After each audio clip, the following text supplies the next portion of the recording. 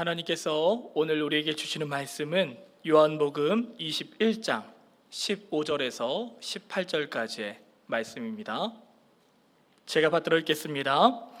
그들이 조반 먹은 후에 예수께서 시몬 베드로에게 이르시되 요한의 아들 시몬아, 내가 이 사람들보다 나를 더 사랑하느냐 하시니 이르되 주님, 그러하나이다. 내가 주님을 사랑하는 줄 주님께서 아시나이다. 이르시되 내 어린 양을 먹이라 하시고 또 두 번째 이르시되 요한의 아들 시몬아, 내가 나를 사랑하느냐 하시니 이르되 주님, 그러하나이다. 내가 주님을 사랑하는 줄 주님께서 아시나이다.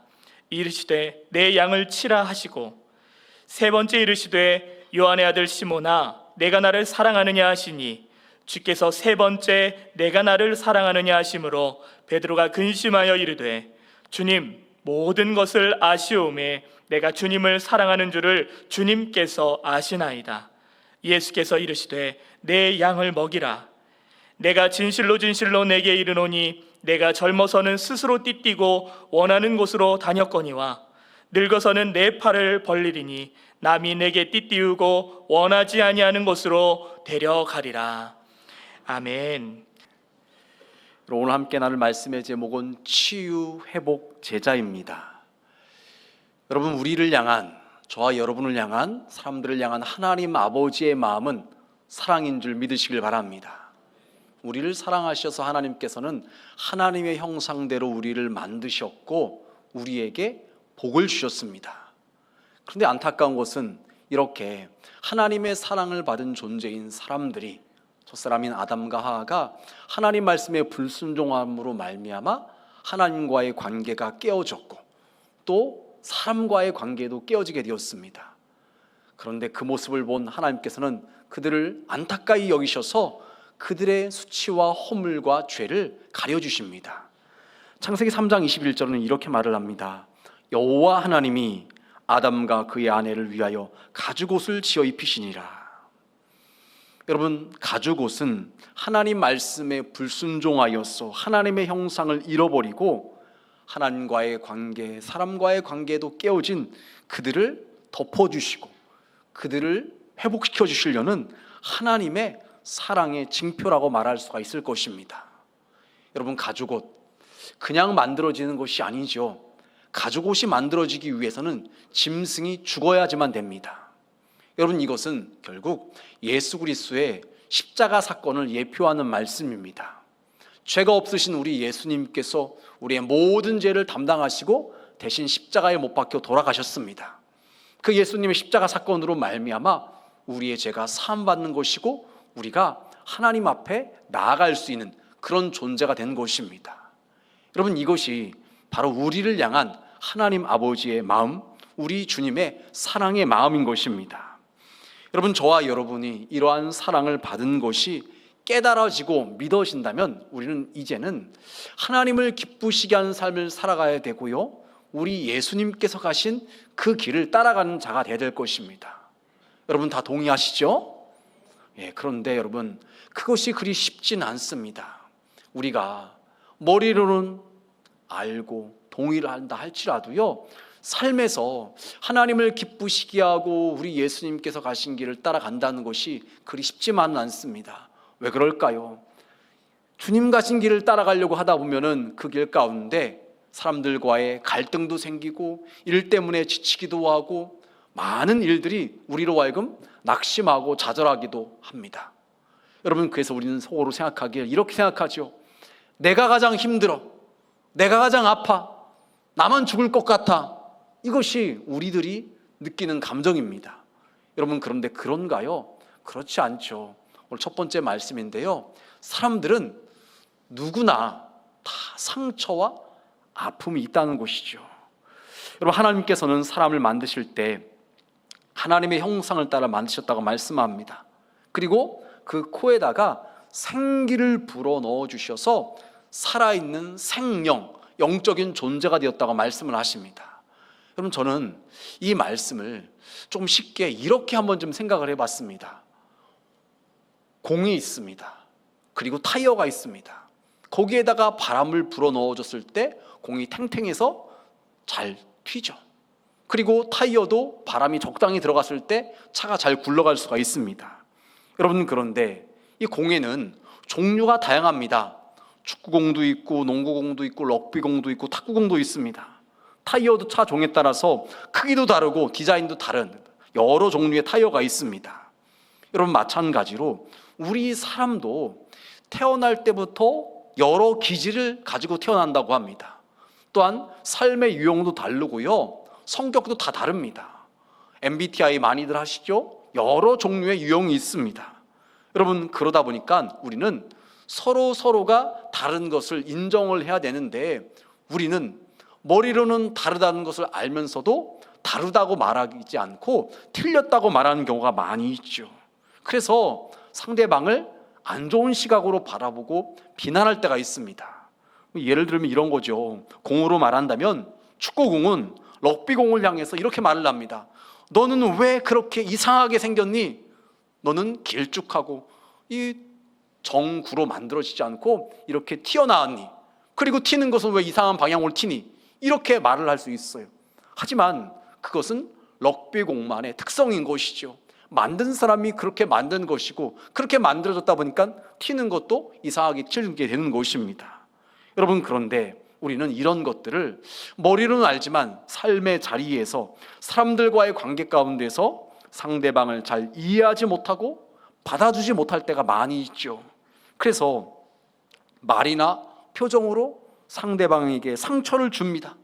또 어떤 경우에는 심한 폭언으로, 더 나아가서 어떤 경우에는 폭력까지도 서슴지 않게 사용하는 그런 경우도 발생을 합니다.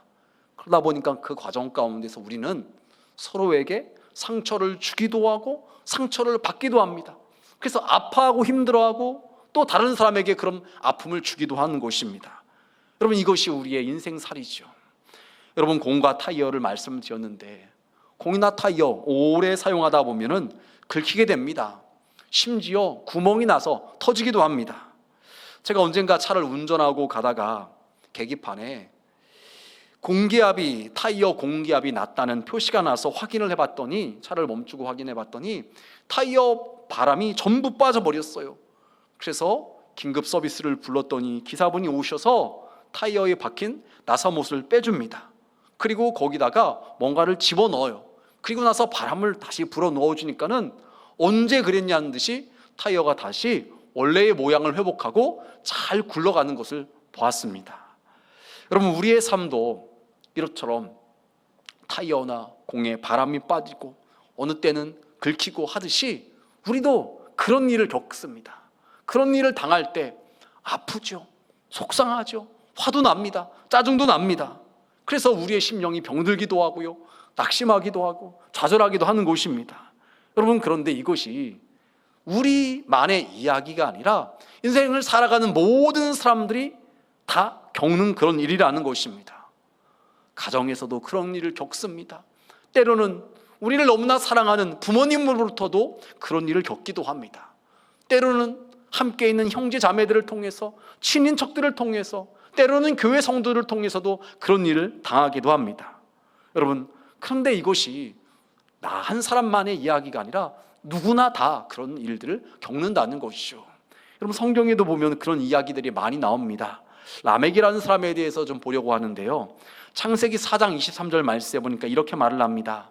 라멕이 아내들에게 이르되 아다와 실라여 내 목소리를 들으라. 라멕의 아내들이여 내 말을 들으라. 나의 상처로 말미암아 내가 사람을 죽였고 나의 상함으로 말미암아 소년을 죽였도다.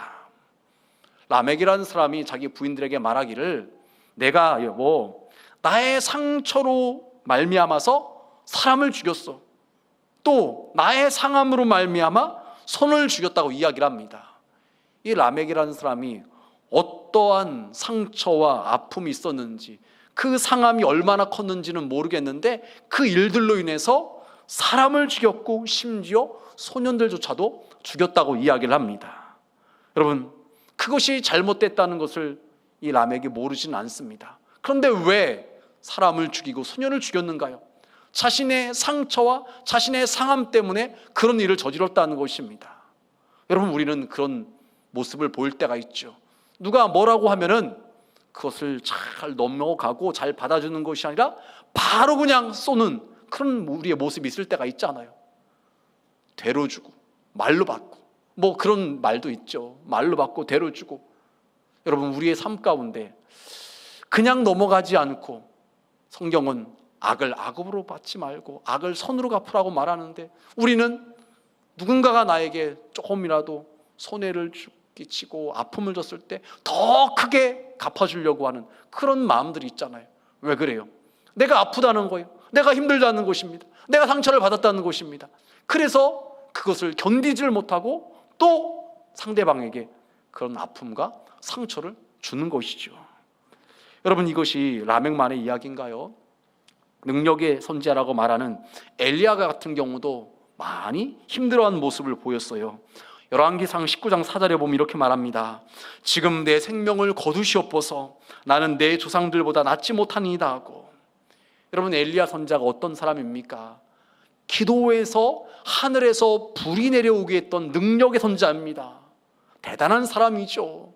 그런데 그런 그가 지금 이세벨이 너 가만두지 않을 거야, 내가 죽여버릴 거야, 이 말 한마디를 들은 순간 낙심이 돼서 좌절이 되어서 하나님, 저 빨리 데려가십시오. 저 여기 있는 것보다 빨리 죽는 것이 낫겠습니다. 이렇게 말할 정도로 크게 낙심이 되었다는 것입니다. 아무리 주님께 크게 쓰임받았던 능력의 종인 엘리야를 할지라도요, 이처럼 때로는 낙심하고 좌절하고 번아웃, 탈진을 경험하게 되는 것입니다. 여러분, 그렇다면 우리야 뭐 더 그럴 수 있죠. 여러분, 그러니까 이것이 나 한 사람만이 이야기가 아니라 누구든지 우리 옆에 있는 분들도 다 경험하는 그런 이야기라는 것입니다. 여러분, 세 번째로 베드로도 그랬습니다. 베드로, 예수님의 수제자여서 늘 예수님과 함께 했던 사람이죠. 베드로는 변화산에도 예수님과 함께 따라갔고, 예수님께서 골고다 언덕에 오르시기 전, 고난 당하시기 전 겟세마네 동산에서 기도하실 때도 거기도 베드로는 같이 갔습니다. 베드로는 늘 예수님과 함께 했던 사람이고, 그가 이야기한 대로 그는 오게도 죽는데도 같이 가겠다고 말할 정도로 늘 예수님과 함께 했던 의리의 사나이였습니다. 여러분, 그런데 베드로는 예수님께서 로마 군병들에 의해 잡혀갈 때 처음에는 막아보려고 했잖아요. 그래서 말고를 한 사람의 귀를 칼로 검으로 베기까지 했었습니다. 하지만 나중에는 죽음이 두려워서 멀찌감치서 예수님 곁에 있지도 못하고 숨어서 몰래 예수님을 지켜보다가 너도 예수와 함께 있던 사람 아니야? 그런 말을 들었을 때 무슨 소리냐고, 나는 아니라고, 난 저 사람을 모른다고, 이렇게 예수님을 3번이나 부인했습니다. 그때 그가 3번째 부인하고서 어떻게 했는가요? 마태복음 26장 75절 말씀 함께 봉독하시겠습니다. 이에 베드로가 예수의 말씀에 다 굴기 전에 내가 3번 나를 부인하리라 하심이 생각나서 밖에 나가서 심히 통곡하니라. 아멘. 여러분, 베드로의 심정이 이해가 되시는가요? 베드로는 누구보다도 예수님을 사랑했던 인물이잖아요. 예수님과 진짜 함께 오게도 가고 죽는 데도까지 가고 예수님을 지키려고 했던 것이 베드로였어요. 그런데 죽음이 두려워서 예수님을 모른다고 3번이나 부인하고 나서 지금 예수님께서 하셨던 말씀이 생각나서 심히 통곡합니다. 여러분, 혹시 여러분 가운데 그런 분은 안 계신가요? 과거에 주님께 받았던 은혜가 너무나 커서 그냥 보통 은혜가 아니라 뭐 죽을 병에 걸렸는데 우리 주님께서 완전 치료해 주셨어요. 의사는 못 산다고 그랬는데 하나님께서 치료해 주셔가지고서 너무 감사해서 주님, 제가 이제는 주님께 저의 일생을 바치겠습니다. 혹시 찬양대 가운데, 우리 로페카 가운데 그런 분 안 계신가요? 아마 성도님 가운데 그런 분 계실 수 있을 것 같아요. 그런데 여러분, 이게 인간이 참 그렇게 은혜 받았을 때는 나의 삶 전부를 드릴 것 같처럼 그렇게 주님께 기도하지만 시간이 지나다 보면은 바쁜 세상살이 가운데, 힘든 일 가운데 그 마음이 좀 사라들고 주님을 향한 그 마음, 헌신, 그것이 약해지고 그럴 때가 있죠. 그걸 모르고 살아가요. 그러다가 어느 순간 오늘 말씀 같은 그 말씀이 생각할 때, 주님께서 우리를 깨닫게 하실 때 너무나 부끄럽고 죄송한 마음이 드는 거죠. 주님, 제가 주님께 그렇게 큰 은혜를 받았는데 그 은혜를 잊어버리고 제가 주님과 너무 멀어졌군요. 주님의 일에 헌신했어야 되는데 그러지 못했군요. 이것이 생각나는 순간 심히 통곡했다는 베드로처럼 우리도 그렇게 하나님 앞에 너무 죄송해서 눈물을 흘린 적이 있진 않으신가요? 여러분, 오늘 말씀에 나온 이 사람들의 이야기, 라멕이 상처와 상함으로 사람들을 죽였던 것, 남을 아프게 한 것이죠. 엘리야 선지자, 이세벨 때문에 낙심해서 차라리 나를 데려가 달라고, 빨리 죽었으면 좋겠다고 말하는 모습, 베드로가 예수님을 부인하고 너무나 죄송해서 심히 통곡했던 모습들, 이 모습이 우리와 상관없는 사람의 이야기가 아니라 다 우리들이 인생을 살아가면서 경험한 이야기죠. 여러분, 그런데 하나님께서는 우리가 언제까지 계속해서 이렇게 낙심하고 좌절하고 슬퍼하고 괴로워만 그렇게 지내는 것을 원치 않으신다는 것입니다. 그래서 여러분, 오늘 두 번째 말씀인데요, 하나님께서는 상처받은 우리의 심령을 위로하시고 치유하여 회복시키기를 원하신다는 거죠. 여러분, 오늘 본문 말씀인 요한복음 21장에서 예수님께서 베드로에게 찾아오셔서 뭐라고 물으시는가요? 시몬아, 네가 나를 이 사람들보다 더 사랑하느냐? 사랑에 대해서 3번 물으십니다. 베드로의 입장에서 정말 곤란한 질문이죠. 베드로가 예수님을 3번 부인했잖아요. 근데 예수님께서 너무나 어쩌면 짓궂은 질문인데 똑같이 3번 네가 나를 사랑하느냐고 물으십니다. 베드로 참 죄송해서 어찌 말하지 못하고 있다가 마지막에 이렇게 말을 하죠. 17절 하반절 말씀에 보니까 베드로가 근심하여 이르되 주님, 모든 것을 아시오매 내가 주님을 사랑하는 줄을 주님께서 아시나이다. 근심하세요. 너무나 죄송하니까는 즉각적으로 대답하지 못하고, 그래도 베드로의 진심은 주님을 사랑하는 것이니까 주님께서 아실 것이라고 믿고 내가 주님을 사랑하는 줄 주님께서 아시나이다, 그렇게 대답을 합니다. 여러분, 왜 우리 예수님께서 왜 굳이 3번이나 이렇게 똑같은 질문을 하셨을까요?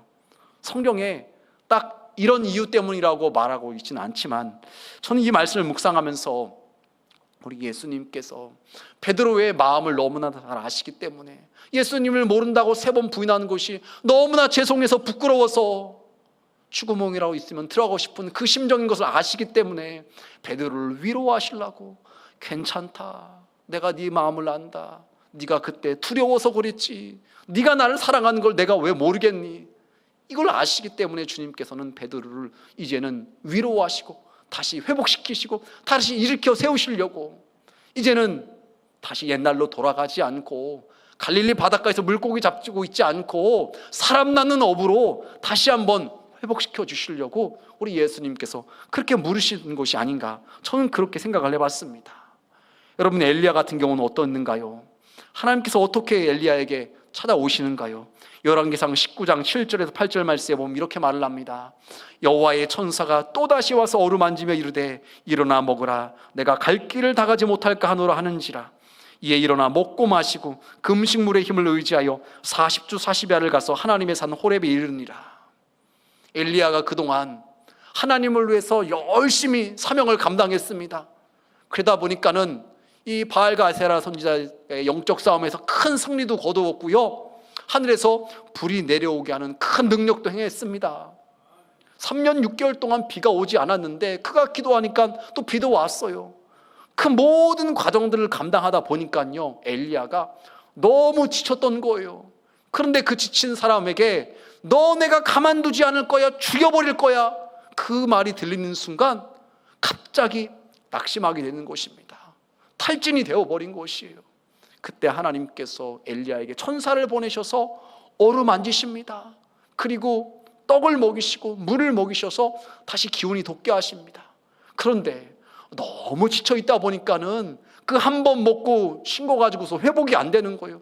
그러니까 하나님께서 또 천사를 보내셔서 어루만지시고 또 떡을 먹이시고 물을 먹이셔서 다시 기운을 돋게 하셔서 다시 한번 힘을 얻게 하신다는 것이에요.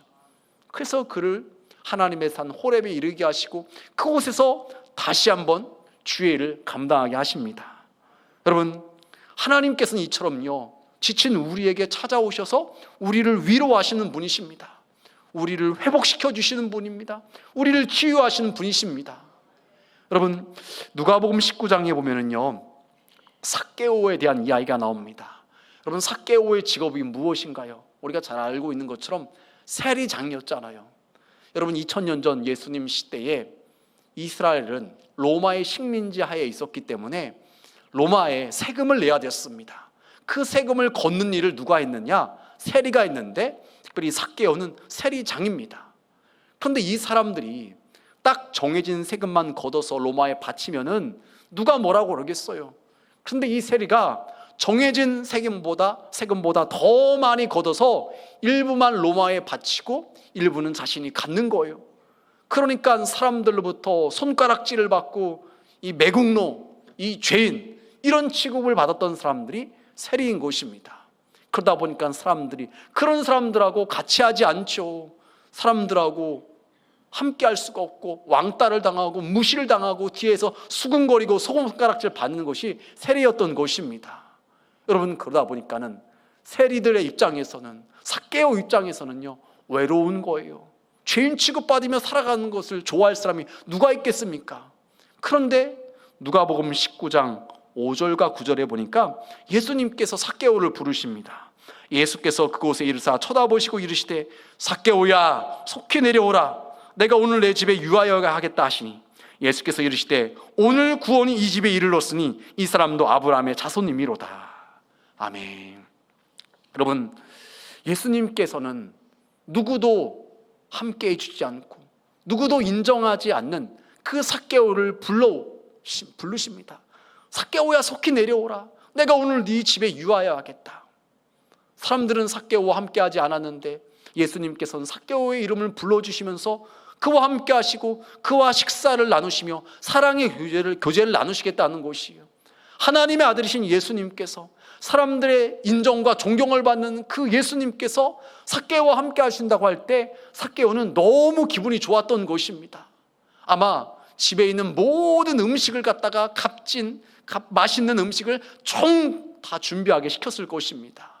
그리고 그걸로 끝나지 않아요. 여러분, 예수님께서 삭개오에게 하신 말씀이 이 사람도 아브라함의 자손이라고 말씀하시면서 구원을 받은 것을 선포를 하십니다. 어느 누구도 지금까지 삭개오를 그렇게 대접해 준 사람이 없었어요. 그런데 예수님께서 공개적으로 삭개오도 아브라함의 자손이야, 삭개오도 구원받은 하나님의 백성이야, 이렇게 이야기를 해주니까 그동안 삭개오가 받았던 그 상처, 아픔이 치유되고 녹아지는 것을 경험할 수가 있는 것입니다. 여러분, 이것이 바로 우리에게 찾아오셔서 우리를 위로하시고 우리의 상처, 아픔을 치유하시고 회복하시는 하나님 아버지의 마음인 것입니다. 여러분, 그렇기 때문에 우리는 그동안 삶 가운데서 힘들고 상처받고 답답하고 괴로운 일이 있었을지라도요, 그것 때문에 그냥 낙심하고 좌절하고 있는 것이 아니라 우리 주님께 나아가는 것이 필요한 것입니다. 우리 주님께 나아가서, 토설이라고 표현하는데 다 아래에 있는 거예요. 하나님, 제가 부모님께 받은 상처가 너무나 큽니다. 하나님, 제가 누구한테 돈을 빌려줬는데 못 받아가지고서 그것 때문에 너무 괴롭고 그 사람이 너무 믿습니다. 그 사람 할 수만 있으면 막 죽이고 싶습니다.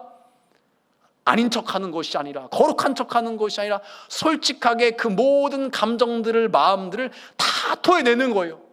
그럼 그 시간 가운데 하나님께서 우리 가운데 찾아오셔서 우리의 마음을 어루만지시는 것입니다. 여러분, 그래서 어떻게 되는가요? 오늘 세 번째 말씀인데, 하나님께서는 우리로 치유와 회복을 통해서 제자의 삶을 살게 하시는 것이에요. 우리가 살아오면서 받은 상처가 있어요. 아픔이 있습니다. 그런데 그것이 우리 주님께 나아가서 우리의 모든 것을 아래에 있는 가운데 치유가 돼요. 회복이 되어지는 것입니다. 그래서 이제는 주님께서 원하시는 제자의 삶을 살게 하신다는 것이죠. 여러분, 오늘 본문 말씀에 요한복음 21장에서 예수님께 사랑의 고백을 한 베드로 이후의 삶이 어떻는가요? 마가의 다락방에서 기도하다 성령 충만함을 받은 다음에 이제는 담대하게 예수님을 전하는 사람으로 바뀌어지게 되죠. 그전에는 어떻게 했는가요?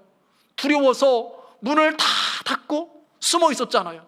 그런 베드로가 이제는 완전히 달라져서 사람들에게 담대하게 너희가 십자가에 못 박아 죽인 그 예수가 바로 하나님의 아들이다, 메시아다, 그리스도다, 그분을 믿어야지만 우리의 죄가 사함받고 구원받는다라고 담대하게 예수님을 전하는 사람으로 바뀌어지게 됩니다.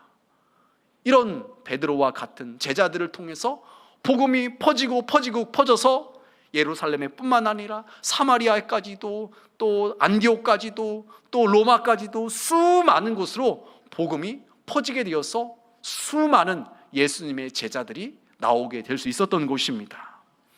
여러분, 진정한 제자는 스승을 닮은 사람이고 스승의 길을 따라가는 사람이죠. 베드로, 결국 예수님처럼 십자가의 길을 간 진정한 제자라고 말할 수가 있습니다.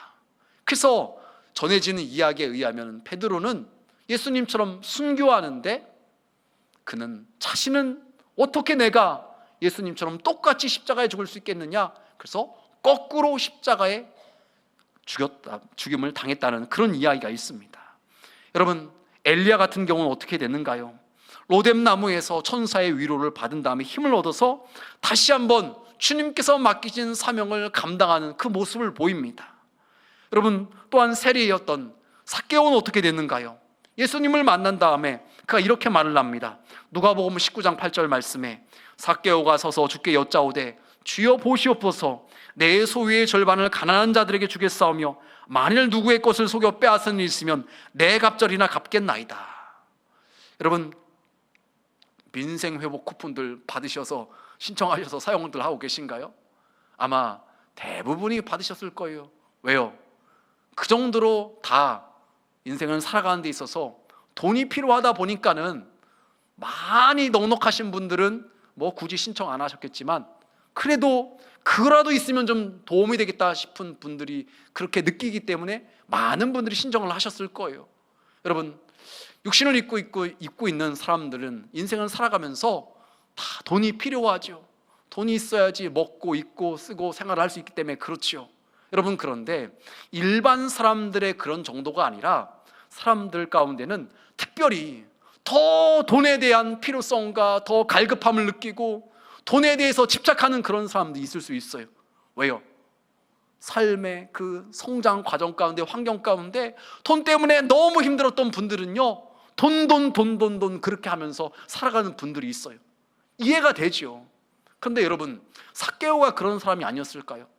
삭개오가 세리가 된 것은 삭개오의 입장에서 봤을 때 돈 때문에 속상했고, 돈 때문에 비굴했고, 돈 때문에 아팠고, 그렇기 때문에 내가 어떻게든 돈을 많이 벌어야 되겠다.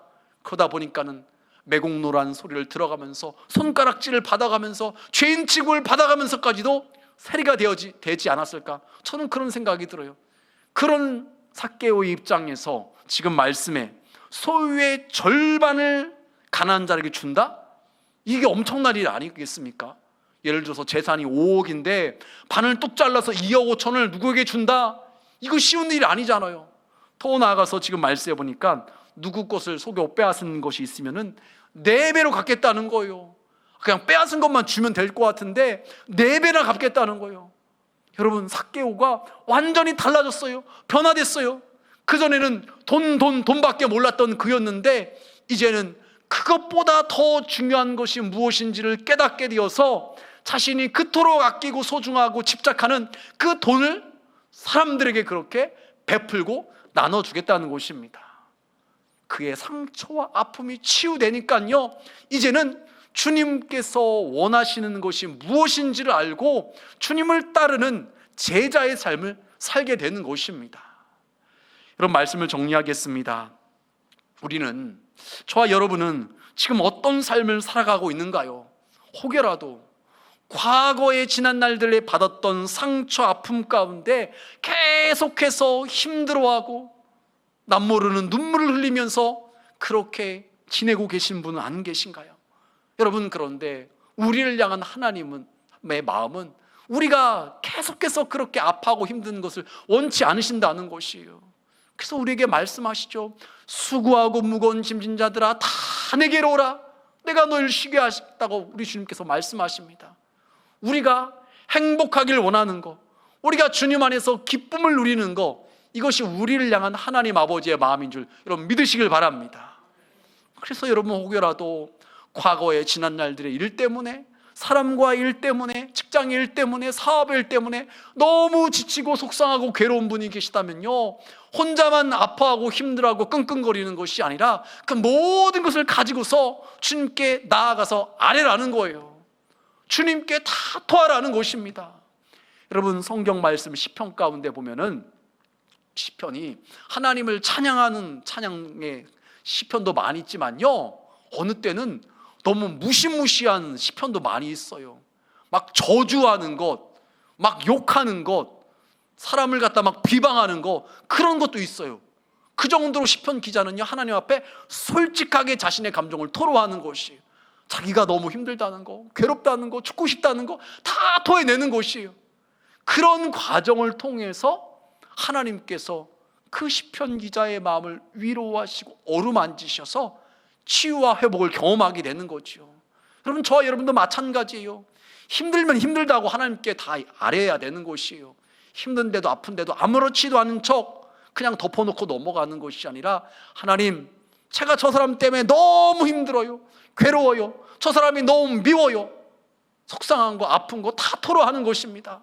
그런 과정들을 통해서 우리는 하나님의 어루만지심을 경험하게 되고 치유와 회복을 경험하게 되는 것입니다.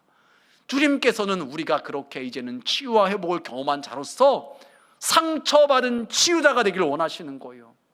상처받은 거 사실이에요. 상처를 안 받았던 것이 아니에요.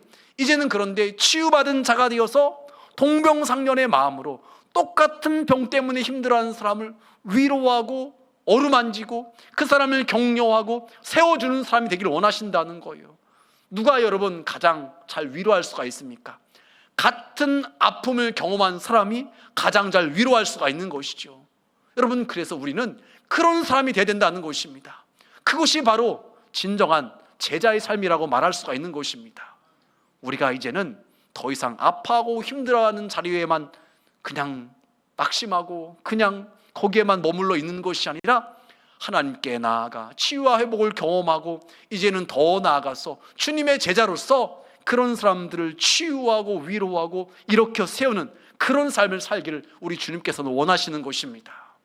바라긴 예배에 오신 우리 온천중앙의 모든 성도님들은 우리를 향한 하나님의 마음이 치유고 회복이라는 사실을 기억하시고 주님께 나아가서 모든 것을 다 토로하고 기도하는 가운데 하나님의 어루만지심과 위로하심, 치유와 회복을 경험하시고 이제는 더 나아가서 주님의 제자로서 사람들을 위로하고 치유하고 회복할 수 있는 우리 모두가 되시길 주님의 이름으로 축원합니다.